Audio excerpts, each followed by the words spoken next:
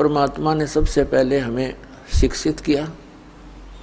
पुण्यात्माओं, इस शिक्षा का हमें एक विशेष लाभ यही है कि हम भगवान पहचान लेंगे, अन्यथा ये शिक्षा एक विष है इस मानव के लिए। इसको ये चातुर बनाती है, बेईमान बनाती है, माया जोड़ने के अतिरिक्त ये कुछ नहीं सिखाती है। कोई भी ट्रेनिंग शिक्षा देख लो, केवल धन उपार्जन उद्देश्य ही लेकर बच्चे पढ़ने जाते हैं और फिर वो उसी उद्देश्य से लगे रहते हैं। कोई बीच में मर जाता है, वो जोड़ी जाड़ी कोठी बनी बनाई रह जाती है। जो इस मनुष्य जीवन से कार्य करना था वो तो प्रारंभ भी नहीं कर पाता ये आत्मा। तो उस परमात्मा ने ये थोड़ा सा विष हमें खिलाना अनिवार्य समझा, क्योंकि इसको फिर अमृत में बदलना था। विष से अमृत होत है जय कर जाने कोई। अब इस विष को हम अमृत में बदल लेंगे, इस शिक्षा का हम लाभ उठाएंगे, भगवान पहचानेंगे, सतलोक चले जाएंगे, जहाँ सदा सुखी रहेंगे। कहीं बुढ़ापा नहीं, वहाँ मृत्यु नहीं। जो दास ज्ञान दे रहा है ये किसी लोकवेद के आधार से नहीं, सब सदग्रंथों को आधार मानकर, और जिन महापुरुषों ने परमात्मा को साक्षात्कार किया, सतलोक गए, वहाँ स्थान को देखा और वापस आकर उन्होंने गवाही दी, उन महापुरुषों के वचन आपके रूबरू कर रहा है। और इसको आपने हृदय में धारना पड़ेगा। ये लोकवेद मत समझना। और क्योंकि आप दूध के जले हुए अब लस्सी को भी फूकेंगे, लेकिन कुछ दिन में ये सब ठीक हो जाएगा, पता लग जाएगा। लस्सी तो लस्सी ही होती है, और दूध ज़्यादा गर्म था, वो गलती से पी गए हम। तो ऐसे अब ज्ञान हो जाएगा, फिर हम आपकी ऐसी प्रबल इच्छा बनेगी वहाँ जाने की, डटते नहीं डट सकते। इस ज्ञान के आधार से फिर भक्ति का ऐसा प्रेशर बनेगा। देखो, हम बुढ़ापे में देखते हैं, कहते हैं इसका दिमाग काम नहीं करता, बुढ़ा का कहें कुछ, सोचा कुछ, बोला कुछ। क्योंकि वृद्ध अवस्था में जैसी भी क्रियाएं हम करते रहे, वो शरीर में पूर्व जन्म की जो थोड़ी बहुत बैटरी चार्ज थी, संस्कार शुभ थे, उन्हीं को मनुष्य जीवन प्राप्त होता है, वो खत्म हो गए। तो हम भक्ति के प्रेशर से एज इट इज माइंड बना रहेगा, और एक करट लगी रहेगी। जब शरीर छूटते ही एक कदम आपका सतलोक के अंदर होगा, क्योंकि यहाँ की तो आपको पता ही लग जाएगा।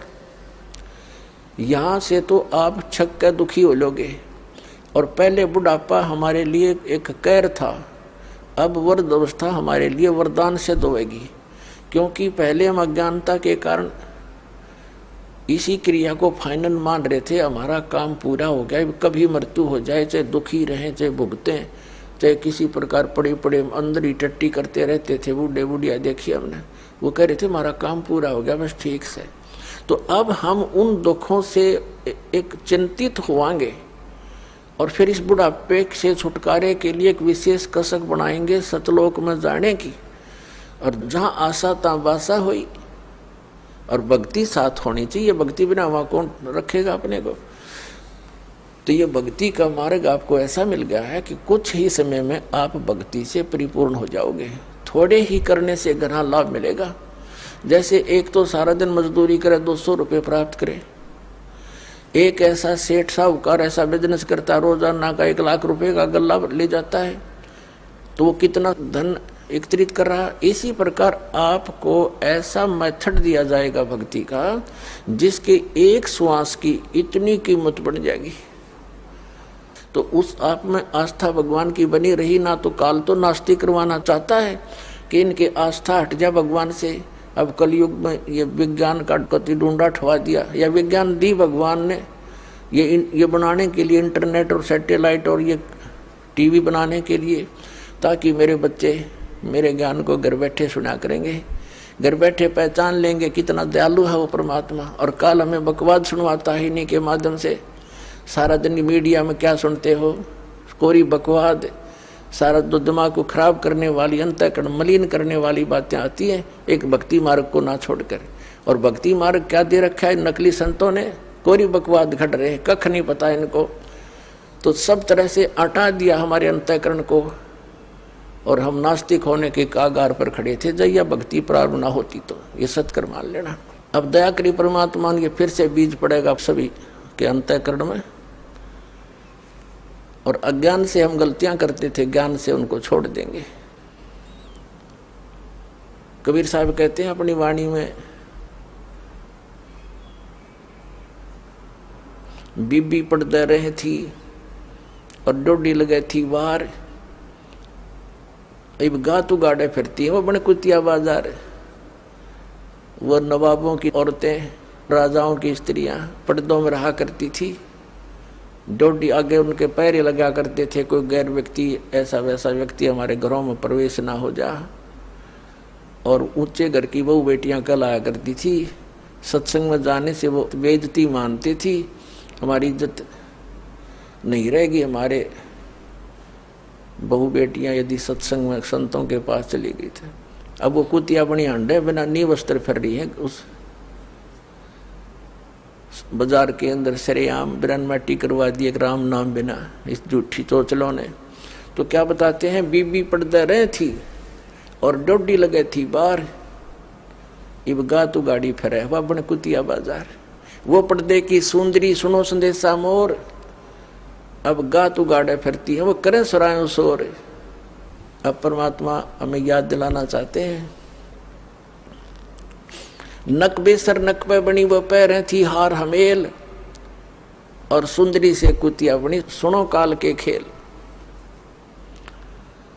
अब क्या बताया है कि तो पहले तो वो क्योंकि काजू किशमिश के हलवे खाया करती थी, काजू किशमिश युक्त और जूठे छोड़ा करती, उसको बांधियाँ खाती थी, क्योंकि वो पिछले पुण्यक्रम की बैटरी चार्ज थी उसकी, उसने खो खंडा खराब कर दिया। आगे कुतिया बन के एक टूक के लिए गलियों में धक्के खाती फिर शोर करती फिर।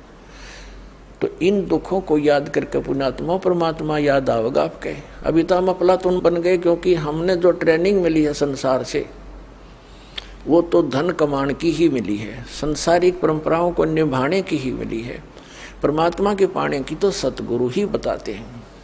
एक ये पुस्तक है पुरानी सी, हाथ लगी है किसी भगत का, ये हमारे भगत तक खोजी हो गए, उनको कहीं पर भी कोई सुराख मिलता है उनको तो पता ही लग जाता है ये किसके विषय में बोल रखा है।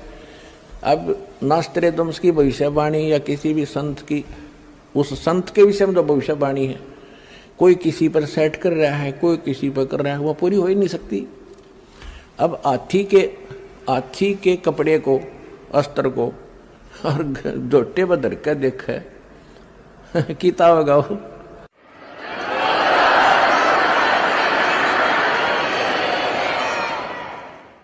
वो तो हाथी पे फिट होगा वो जिसका है। ये देखिएगा, ये एक पुस्तक है, एक पुरानी फटी पुरानी सी है किताब। ये देखो, युग निर्माण की सुनिश्चित संभावना, ये तो इसका नाम है, टाइटल है। लेखक है इसका बलराम सिंह परिहार, प्रकाशक है युग निर्माण योजना, गायत्री तपोभूमि मथुरा से। बस इतना ही उल्लेख है इसका, ज़्यादा आगे नहीं लिखा, ये फटा हुआ ज़्यादा है। ये देखिएगा पृष्ठ नंबर 19 पे, ये पृष्ठ नंबर 19 है, इसके पृष्ठ नंबर 19 पे यानी 19 पे क्या लिखा है कि स्वाधीनता यानी आज़ादी के 4 वर्ष बाद एक शक्तिशाली धार्मिक संस्था प्रकाश में आएगी और सारे संसार का उद्धार करेगी। उद्धारक इस संस्था का स्वामी संचालक होगा। अब यहाँ ये क्या है कि किसी एक भविष्यवाणी है, हंगरी नाम का कोई भविष्यवक्ता था, उसकी ली है इसने, अपनी पुस्तक तैयार की है, लोगों की सुना के पढ़ा के, तो इसने अपने हिसाब से इन्होंने उस पर सेट कर रखी है। इसका अर्थ ये था कि 1947 में भारत स्वतंत्र हुआ, उसके 4 वर्ष बाद दास का जन्म होया 1951 में। इसका अर्थ तो ये बनता है कि स्वाधीनता के 4 वर्ष बाद 1951 में एक संत का जन्म होगा जो धार्मिक संस्था को ऐसी बनाएगा जो पूरे विश्व का कल्याण करेगी।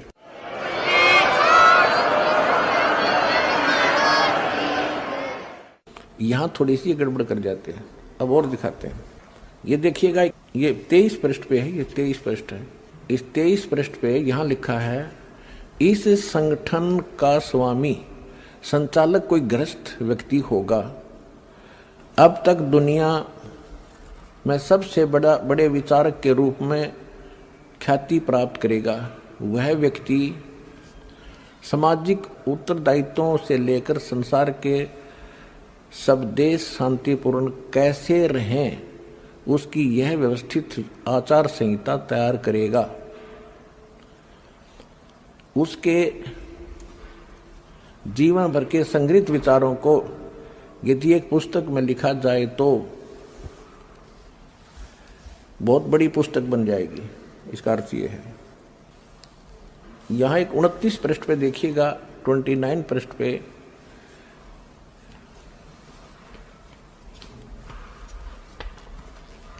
एशिया के किसी देश, संभवतः भारतवर्ष में, एक नम्र ग्रामीण परिवार में एक महान आत्मा ने जन्म ले लिया है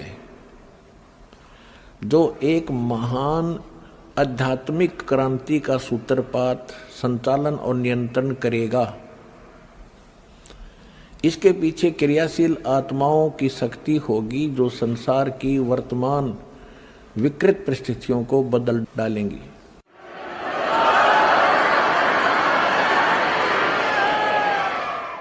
उन्नीस 1999 में ये क्या बोला गया है कि एक ऐसे व्यक्ति ने जन्म लिया है जिसकी अकेले ही उत्पादित शक्ति किसी भी शक्ति संपन्न राष्ट्र के बराबर होगी। वह एक भाषा, एक संस्कृति, एक धर्म की आचार संहिता सर्जन करेगा।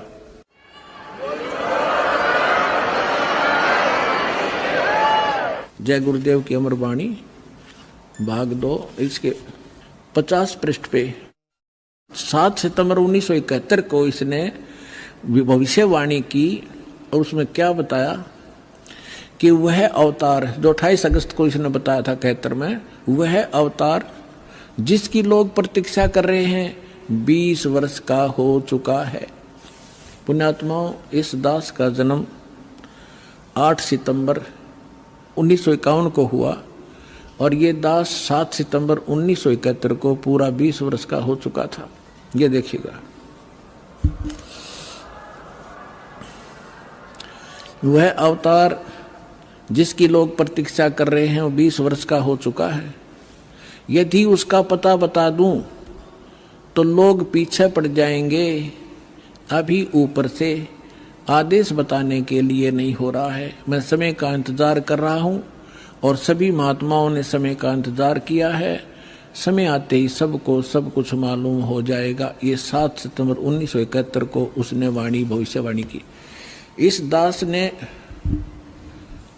2012 में एक, जैसा कि मीडिया ने उनके भी प्रवचन लिए, हमारे भी लिए, दास ने इस वाणी को पढ़कर एक सत्संग किया था कि यदि इस तुलसीदास जी की आज बैटरी चार्ज हो, 1971 में इसकी बैटरी चार्ज थी, इसकी दिव्य दृष्टि काम कर रही थी, पुण्य इसके पास बहुत से ढेर सारे थे, इसने उनका नाश कर लिया गलत साधना करके। जैसे इन्वर्टर की बैटरी में पहले से संग्रह की हुई एनर्जी जब तक चलेगी वो चलेगी, यदि चार्जर नहीं लग रहा तो भी चलेगी, लेकिन वो एकदम खत्म होगी यदि चार्जर फिर नहीं लगाता, यानी सत साधना नहीं की।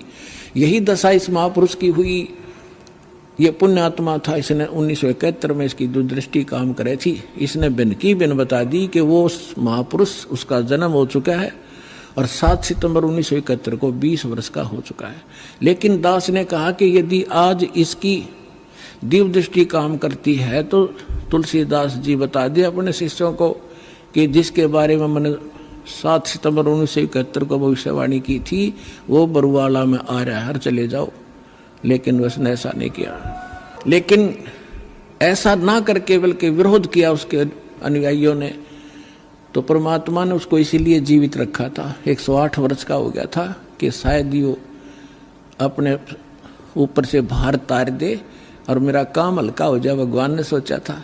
लेकिन अहंकार भर गया उस प्राणी में, लाखों करोड़ों शेष हो गए। हरिब क्या करेंगे वो करोड़ कहाँ जाएंगे, आप पता नहीं कौन सी योनि भोग रहा होगा। तो दास ने कहा था कि अगर इसके अंदर आज वो दिव्य दृष्टि है तो बता दे, नहीं तो ये फ्यूज हो चुका है। जब उसने नहीं बताया तो 6 महीने के अंदर उसकी टिकट कट गई, चला गया। और एक नास्त्रेदमस नाम के महापुरुष हुए हैं, उन्होंने भी कंप्लीट दास के ऊपर, आपने उसको पढ़ा भी होगा, ज्ञान गंगा के अंदर भी वो आपके लिए भक्तों ने बनाकर भेज रखा है, आपने पढ़ा होगा, नहीं तो पढ़ लेना। उन्होंने टू दी पॉइंट बता रखा है सारा का सारा। और आज कल एक भक्त ने किसी पत्रिका में छपी हुई एक किसी भविष्य वक्ता कोई बहन हुई है, उसकी एक वाणी यहाँ देकर गया, क्योंकि आज तो भगत हमारे पारखू हो गए, विद्वान हो गए, तुरंत समझ जाते हैं कि ये वाणी किसके लिए बोली जा रही है। तो यहाँ देकर गए, उसको कल हमने देखा और आज आपके रूबरू कर रहे हैं, जिसके अंदर कमाल कर रखा है। यह पत्रिका जो दास आपको दिखा रहा है, ये केवल 2 पेज देकर गया कोई भक्त, यहाँ किसी भक्त को। इसमें पत्रिका का नाम नहीं है, लेकिन इसमें वाणी जो लिखी है ये कमाल की है, देखिएगा, यथार्थ है। इसको फिर भक्तों ने इस YouTube पर भी खोजा है, जो का त्यों पाया है, देखिएगा। अब आपको पढ़कर सुनाएंगे। एक फ्लोरेंस नाम की भविष्य वक्ता हुई है अमेरिका में, और उसने इस दास के बारे में, एक महापुरुष के बारे में, ये तो आप कहने की जरूरत नहीं, बार बार कहना अच्छा भी ना लगता, आप पे पता लग जाएगा सब सारे लक्षणों को जब आपके रूबरू किया जाएगा। इसने कहा कि ये देखिएगा, विश्व प्रसिद्ध भविष्य वक्ता फ्लोरेंस ने भविष्यवाणी की है कि तीसरा विश्व युद्ध नहीं होगा, वह भारत के प्रयासों से टल जाएगा। एक दिव्य महापुरुष की विचारधारा से भारत में एक आध्यात्मिक लोग सत्ता में आएंगे। उस महापुरुष के अनुयायी उनकी इस नई विचारधारा को विश्व में फैलाएंगे। भारत ही नहीं, पूरे विश्व के लोग उस विचारधारा से प्रभावित होंगे। भविष्य वक्ता फ्लोरेंस की महत्वपूर्ण वाणियां। अब देखिए, ये है वो, पूरा देखना एक बार, ये है वो बहन जिसका फोटो है, ये चित्र बना है इस पत्रिका के अंदर। ये वो बहन खड़ी है, जैसे एक फिलोसफर की तरह इनकी दृष्टि स्पष्ट दिखाई दे रही है। अब इसके हम आगे और पढ़ेंगे तो आनंद घना होगा। इसकी हमने फोटो स्टेट कर रखी है, इसमें निशान लगा रखे, इसमें कुछ उभरे हुए अक्षर हैं, अच्छे पढ़े जाएंगे। देखिए, इसमें ज़्यादा ना पढ़ के हम अपने काम का पढ़ेंगे। वो हमने 53 पर पढ़ा था, ये हमने 53 पृष्ठ है इसका, इस पर पढ़ा था। ये यहाँ 53 पृष्ठ है, यहाँ देखा था 53 पृष्ठ पे। और अब हम यहाँ पढ़ेंगे 54 पृष्ठ पे। ये 54 पृष्ठ है। अब देखिएगा यहाँ क्या लिखा है। पहले उसने बताया कि इस प्रकार बहुत सी भविष्यवाणियाँ इसकी, इराक के राष्ट्रपति सद्दाम हुसैन ने अमेरिका से युद्ध किया, इस प्रकार की बहुत सी खतरा मंडला रहा था, टल गया। फ्लोरेंस की इतनी भविष्यवाणियां सच साबित हुई हैं कि कोई उनकी भविष्यवाणियों पर शक तक नहीं कर सकता। वैज्ञानिक भी उनकी भविष्यवाणियों के सच होने से आश्चर्यचकित हैं। फ्लोरेंस ने अपनी भविष्यवाणी में कई बार भारत का जिक्र किया है। The fall of sensational culture नाम की अपनी पुस्तक में उन्होंने लिखा है, सन 2000 आते आते प्राकृतिक संतुलन भयावह रूप से बिगड़ेगा। यानी लोगों में दुराचार, रिश्वतखोर, हाहाकार, बेईमाना घर कर जाएगा। लोगों में आक्रोश का भावना प्रबल होगी, दुराचार पराकाष्ठा पर होगा। पश्चिम देशों के विलासितापूर्ण जीवन जीने वालों में निराशा, बेचैनी और अशांति होगी। अतृप्त अभिलाषाएं और जोर पकड़ेंगी, जिससे उनकी अपनी कटुता बढ़ेगी। चारों ओर हिंसा और बर्बरता का वातावरण होगा। गरीब संपन्न व्यक्तियों की संपत्ति छीनेंगे, ऐसा वातावरण होगा और चारों ओर हाहाकार मच जाएगा। अब देखो, अब ये भविष्य वक्ता कह रही है कि अगर वो संत ना आता तो ऐसी दशा भारत की हो जाती, लोग एक दूसरे ने लूटने लग जाते। अब इसने तुरंत फिर क्या कहा कि उस संत की विचारधारा से वो घातक माहौल टल जाएगा। देखिए ऐसा वातावरण होगा और चारों ओर हाहाकार मच जाएगा, ऐसा हाहाकार मच जाएगा। लेकिन भारत से उठने वाली एक नई विचारधारा, लेकिन भारत से उठने वाली एक नई विचारधारा इस घातक वातावरण को समाप्त कर देगी। वह विचारधारा वैज्ञानिक दृष्टि से लोगों में सामंजस्य और आपसी भाईचारा और भाईचारे का महत्व समझाएगी। वह यह भी समझाएगी कि धर्म और विज्ञान में आपस में विरोध नहीं है। आध्यात्मिकता की उच्चता और भौतिकता का खोखलापन सबके सामने उजागर करेगी। अपने आत्माओं, ये तो चलो इन भविष्य वक्ताओं का तो इतना काम समझ लो आप, जैसे परमात्मा ने विद्वान बना दिया, पृथ्वी और सूरज बना दी, सब नक्षत्र बना दिए और अपने आप निर्धारित है कि इस समय 6:20 पर सूर्य उदय होगा। अगर कोई खगोल भगोल का ज्ञाता अब बता दे कि फलानी तारीख को 6:20 पर सूर्य उदय होगा, वो ना बताता तो भी उसी समय होना ही था वो, क्योंकि उस परमात्मा ने वो निर्धारित सिस्टम बना ही रखा है। तो ये ना बताते तो भी परमात्मा ने पहले बोल ही रखा है, निर्धारित दिन ठीक धर रखा है, वो तो ये होना ही होना था। ये बता रहे हैं तो आपके लिए और ज्यादा गोल्डन चांस है। सभी पुण्यात्माओं ने देर नहीं करनी चाहिए। महापुरुष बार बार कोई झूठ बोल रहे हैं, परमात्मा ने कहा, सब संत कहें, और ये भविष्यवक्ता बताने लग रहे जो इस देश से भी संबंधित नहीं थे, और फिर भी नहीं समझोगे तो कति बालक हो तुम, तो बुद्धि ही नहीं दी फिर आपको। देखिएगा अब क्या, जैसे दास बहुत बार आपको समझाता है, हर एक प्रवचन में परमात्मा ने जो पहले बोला था वही दास आज बता रहा है। और अभी भी बहुत से मेरे अधिकतर जितने भी प्रवचन होते हैं इसी आधार पर होते हैं कि आप क्या कर रहे हो। आप यहाँ अरबपति बन गए, खरबपति बन गए, दुनिया न लूट लूट के, और वो सारा छोड़कर चले गए। सर्व सोने की लंका थी वह रावण से रणधीरम, एक पलक में राज विराजी जम के पड़े जंजीरम।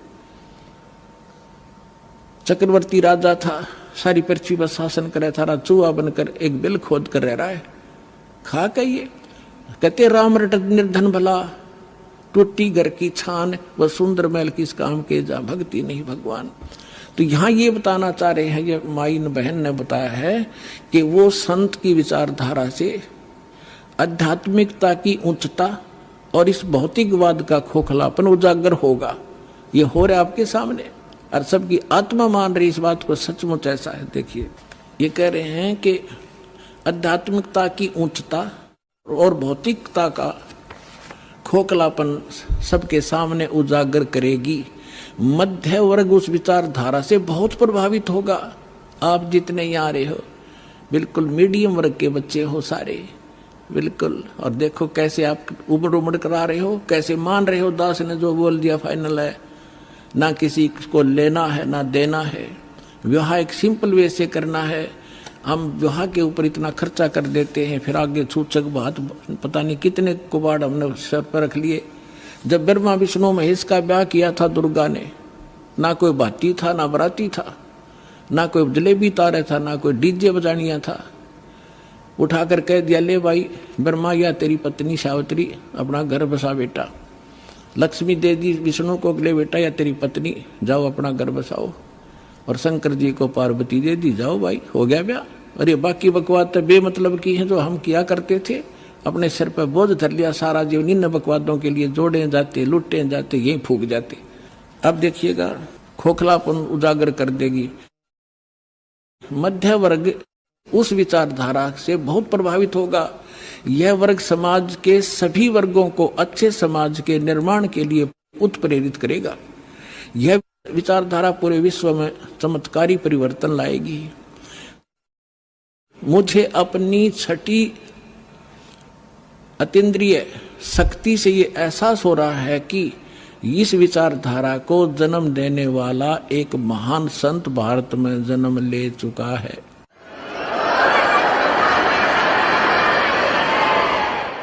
ये देखिएगा यहाँ लिखा है कि एक पत्रकार ने 1964 में फ्लोरेंस से पूछा था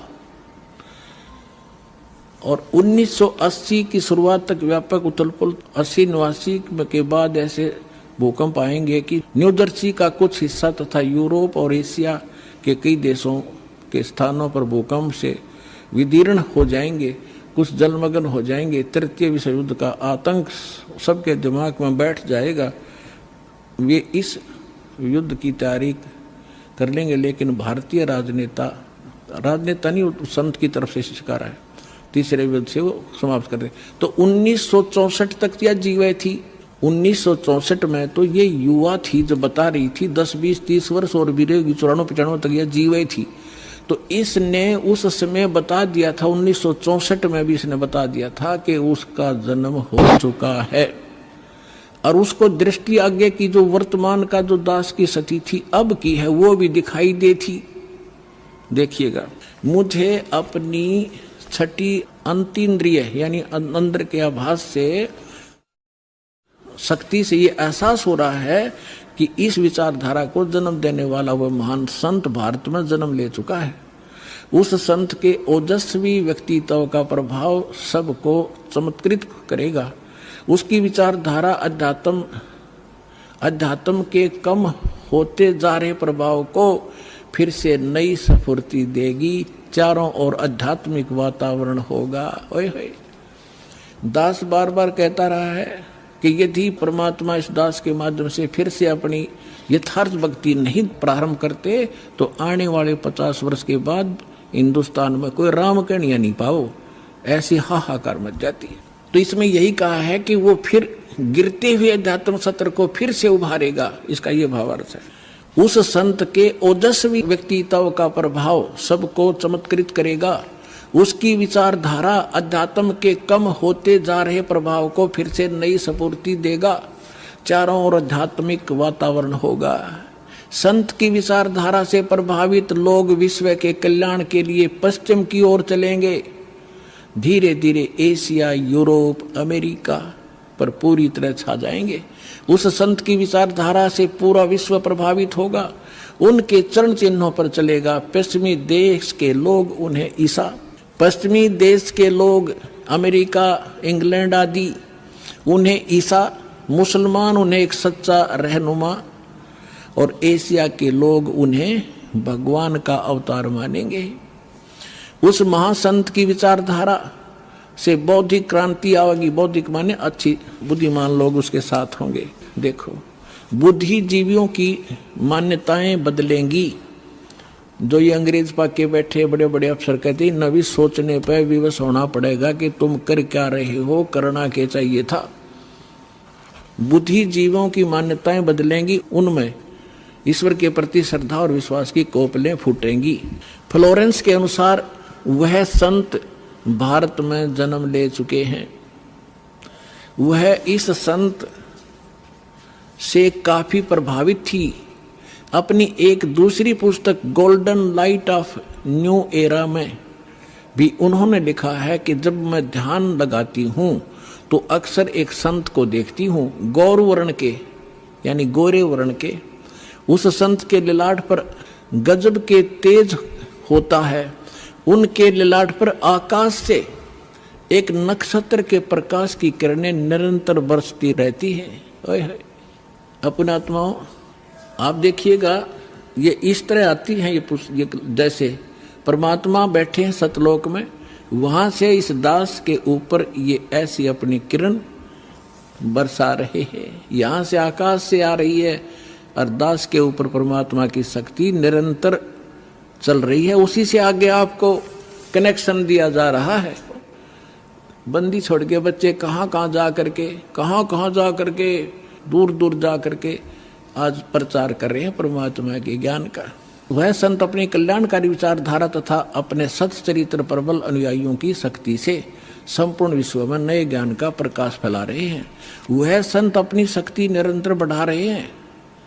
उनमें इतनी शक्ति है कि वह प्राकृतिक परिवर्तन भी कर सकते हैं।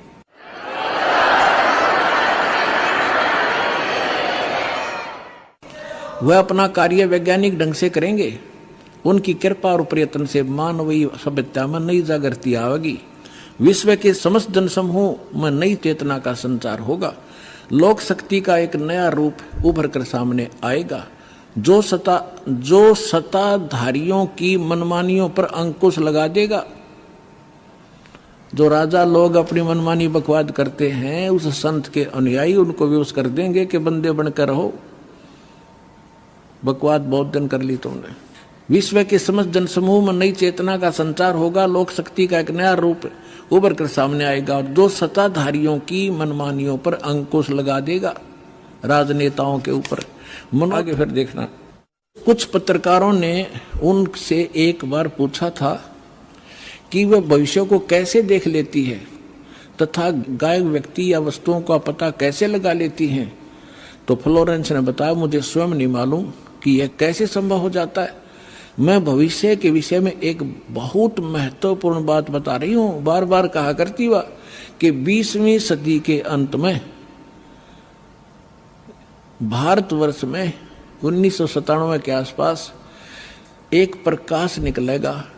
वह प्रकाश पूरी दुनिया को उन दैवी शक्तियों के विषय में जानकारी देगा जो अब तक हम सभी के लिए रहस्यमय बनी हुई थी।